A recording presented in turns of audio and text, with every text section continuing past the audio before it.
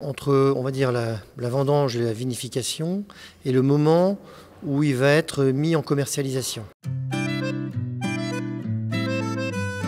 C'est une vente un peu particulière qui a lieu une fois par an. C'est des vins qui sont en cours d'élaboration. Il s'agit de réserver, de s'offrir des grands crus. C'est la possibilité d'acheter certains vins qui ne sont pas encore en bouteille. On achète les vins de la récolte précédente, de l'année précédente, pour être livrés 1 an ou 2 ans après selon les châteaux. Ça s'adresse surtout aux vins de grande qualité qui nécessitent un élevage pendant 12 ou 24 mois. C'est un rendez-vous dans l'année. C'est un rendez-vous qui est sympa parce que c'est un rendez-vous où on va rassembler en fait beaucoup de domaines et beaucoup de productions. Primeur, ça vient un petit peu du mot premier en fait. C'est parce que justement, c'est les premiers à être livrés, c'est les précommandes, c'est l'avant-sortie officielle. C'est la nouvelle année qui sort. C'est la première tarification. Primeur, c'est avant, c'est tôt, c'est jeune. C'est le dernier millésime qui est en train d'être créé. Les vendanges démarrent au mois d'août, souvent se terminent au mois d'octobre,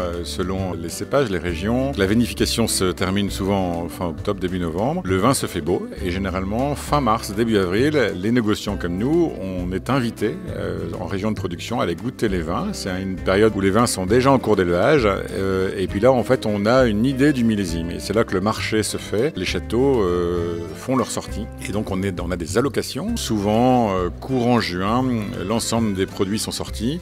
Et donc nous, on les commercialise de mi-juin jusque fin août. Si on veut être certain d'avoir les meilleurs prix et d'avoir des réservations, il vaut mieux s'y prendre rapidement. Il y a un intérêt très affectif aussi de la part des clients. Ils achètent des primeurs en fonction de l'année de naissance de leurs enfants. Ça permet d'accéder à des crus qui sont... si ça vaut 50 € normalement, ça peut valoir 20 ou 30 €. L'avantage de ces vins-là, c'est qu'on les achète à la jeunesse, donc peu cher. L'avantage justement, c'est de pouvoir avoir des tarifs déjà plus intéressants. L'intérêt économique pour la propriété, c'est de faire du financement de son activité viticole de manière un peu plus précoce, en vendant le vin plus tôt. C'est la possibilité de choisir les vins qu'il a envie d'avoir, dans les formats qu'il veut et les quantités qu'il veut. Parce qu'on peut trouver les vins après, mais pas toujours exactement dans les quantités ou dans les formats qu'on souhaiterait. C'est un bon démarrage quand on fait une cave. C'est-à-dire que quand on achète du vin pour faire une cave, on achète aujourd'hui le vin qu'on va boire dans 10 ans. Donner cette accessibilité-là à des particuliers alors que la plupart du temps c'est réservé à des professionnels. C'est spécifique à la place de Bordeaux à la base. Bordeaux fait partie des régions qui produisent des très grands vins de garde. Et dans les autres régions, ça existe aussi. Il existe des primeurs en Bourgogne, en Languedoc, en Rhône. La base du primeur, c'est que vous allez payer les vins en hors taxe. 1 an et demi après, vous allez recevoir la facture de la TVA.